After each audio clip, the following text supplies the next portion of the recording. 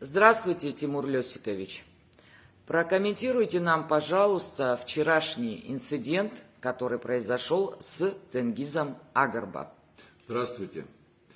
Как стало известно, 7 апреля родственники президента при силовой и тактической поддержке совершили нападение на депутата 5-го созыва парламента Абхазии Тенгиза Агарба с целью расправы за высказывания в социальных сетях. Я хотел бы зачитать заявление Арва, которое мы подготовили. Мы вас слушаем. Заявление Арва. 7 апреля сотрудниками ГСО Абхазии и ближайшими родственниками президента было совершено нападение на экс-депутата парламента Абхазии Тенгиза Агарба. Мы, ветераны войны Арва, хотим напомнить власти, что неважно, чем данные действия были продиктованы, любыми оскорбительными высказываниями в социальных сетях или в другом публичном месте, для этого в правовом государстве существует суд.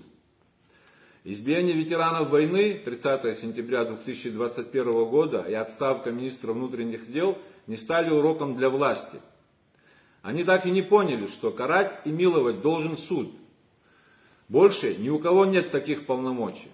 Но если кто-то считает, что надо поступать по старым неписанным обычаям, то этому не могут иметь отношения люди в форме ГСО или же МВД. К сожалению, мы вынуждены констатировать, что правовой беспредел, инициированный руководством страны, продолжается, и власть, разделившая общество на своих и чужих, теряет свою легитимность.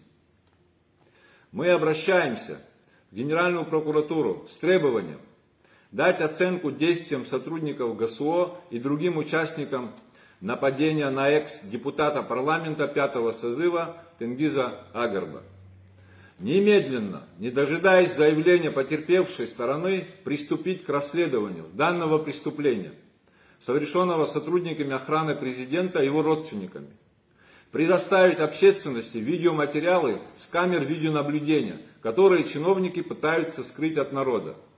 Принято Высшим Советом Арва 8 апреля 2023 года. Спасибо.